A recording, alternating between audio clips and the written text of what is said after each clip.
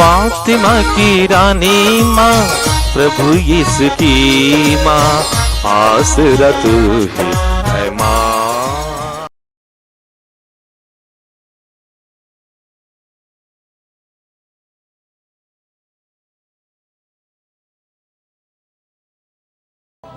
पहला पाठ प्रेरित चरित्र, अध्याय 13, पद संख्याएं 13 से 25 तक। ईश्वर ने दाऊद के वंश में मुक्तिदाता यीशु को उत्पन्न किया है। पौलुस और उसके साथी नाव से चलकर पाफोस के पंफालिया के पेरजे पहुँचे।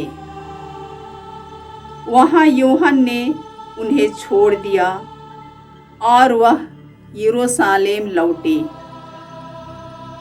पौलुस और बरनबास पेरजे से आगे बढ़कर पिसिदिया के अंताकिया पहुँचे। वे विश्राम के दिन सभागृह में जाकर बैठ गए। संहिता तथा नबियों का पाठ समाप्त हो जाने पर सभागृह के अधिकारियों ने उन्हें यह कहला भेजा, भाइयों, यदि आप प्रवचन के रूप में जनता से कुछ कहना चाहें तो कहिए।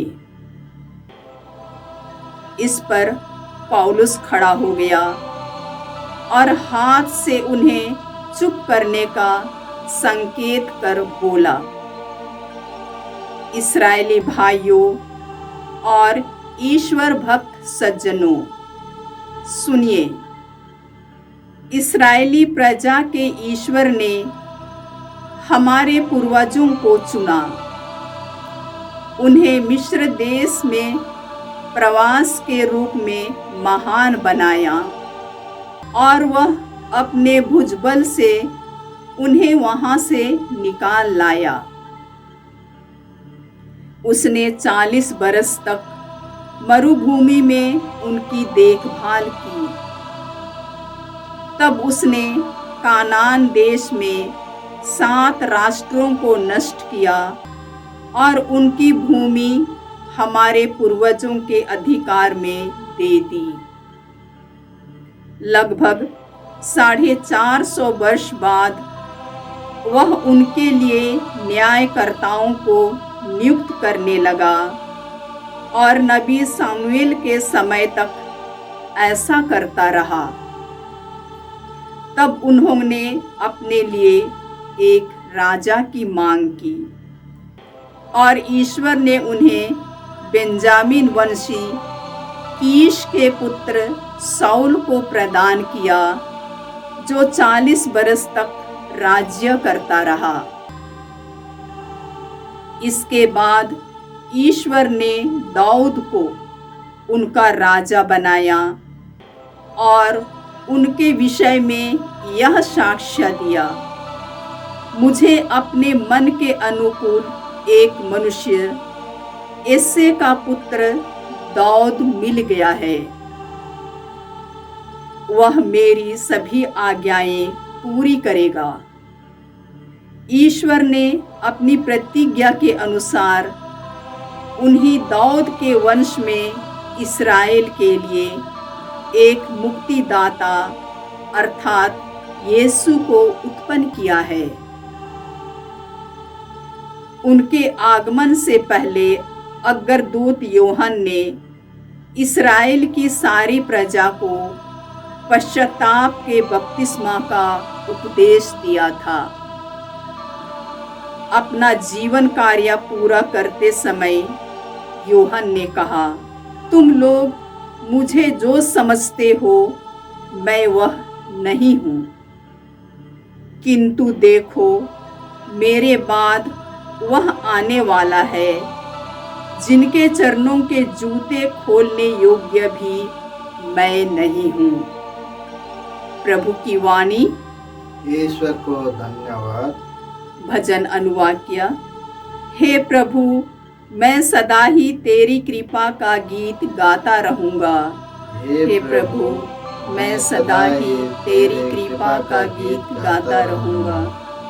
हे प्रभु, मैं सदा ही तेरी कृपा का गीत गाता रहूँगा।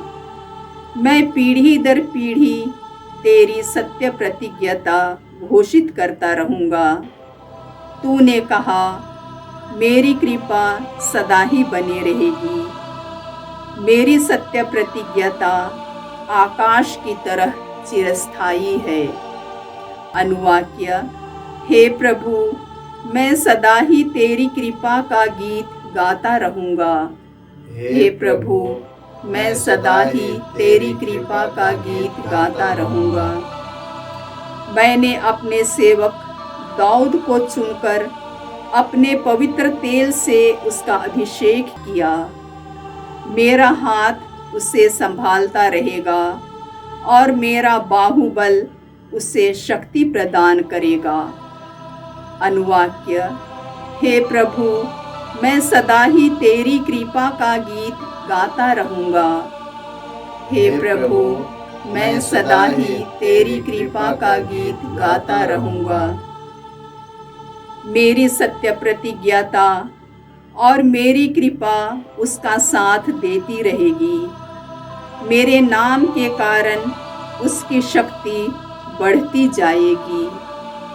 वह मुझसे कहेगा, तू ही मेरा पिता, मेरा ईश्वर और उद्धारक है। अनुवाक्य: हे प्रभु, मैं सदा ही तेरी कृपा का गीत गाता रहूँगा। हे प्रभु, मैं सदा ही तेरी कृपा का गीत गाता रहूँगा। जय घोष।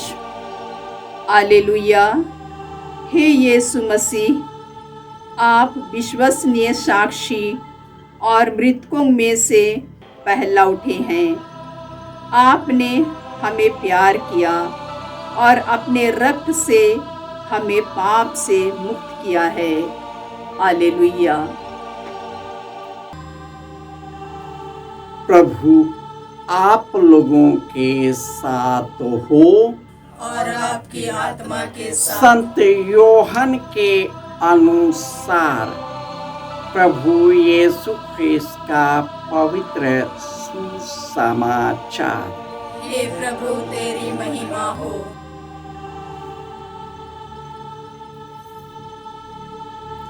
अध्याय 13 पद संख्याएं 16 से 20। शिष्यों के पैर धोने के बाद यीशु ने उनसे यह कहा, मैं तुमसे कहे देता हूँ, सेवक अपने स्वामी से बड़ा नहीं होता और न भेजा हुआ उससे जिसने उसे भेजा है। यदि तुम ये बातें समझकर इनके अनुसार आचरण करोगे तो धन्य होगे। यह मैं तुम सबों के विषय में नहीं कह रहा। मैं जानता हूँ कि मैंने किन किन लोगों को चुना है, परंतु यह इसलिए हुआ कि धर्म ग्रंथ का कथन पूरा हो जाए। जो मेरी रोटी खाता है उसने मुझे लंगी मारी है। और मैं तुम्हें पहले ही से यह बताता हूँ, जिससे ऐसा हो जाने पर तुम विश्वास करो कि मैं वही हूँ। मैं तुमसे कहे देता हूँ, जो मेरे भेजे हुए का स्वागत करता है वह मेरा स्वागत करता है, और जो मेरा स्वागत करता है वह उसका स्वागत करता है जिसने मुझे भेजा है।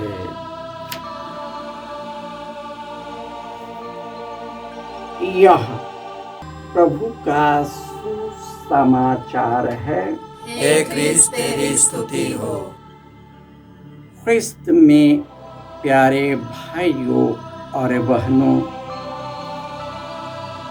पौलुस और बरनबास पेरेस से बढ़कर फिसिदिया के अंताकिया पहुंचे और वहां पर लोगों के सामने ईश्वर का वचन को सुनाया। उसने अपने लोगों को बताया, सुनो इस्राएली सुनो, हमारे ईश्वर, पूर्वजों का ईश्वर इब्राहिम को चुनकर कनान देश यानी प्रतिज्ञात देश लाया। अकाल के कारण उनके वंशों को मिस्र देश जाना पड़ा। वहां पर 450 वर्षों तक घनघोर कष्ट सहना पड़ा और ईश्वर उन्हें अपने बाहुबल से राजाओं को परास्त करते हुए उनकी देखरेख किया। 40 दिनों तक देखरेख किया। फिर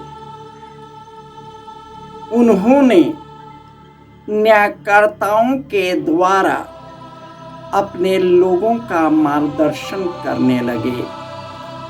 फिर लोगों ने राजा की मांग की और इस प्रकार बेंजामिन वंशी कीश के पुत्र सौल को प्रदान किया।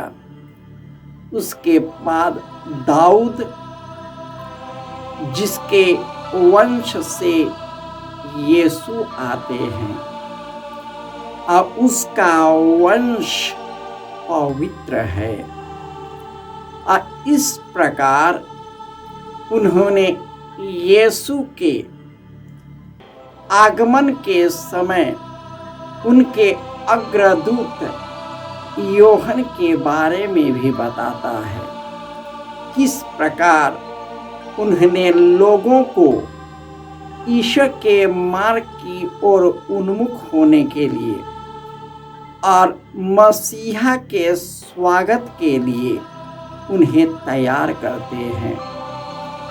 परंतु यही वंश ईश्वर को त्यागते हैं और यही वंश यीशु को दुत्कारते भी हैं और यही यीशु के बताए मार्ग पर चलते नहीं।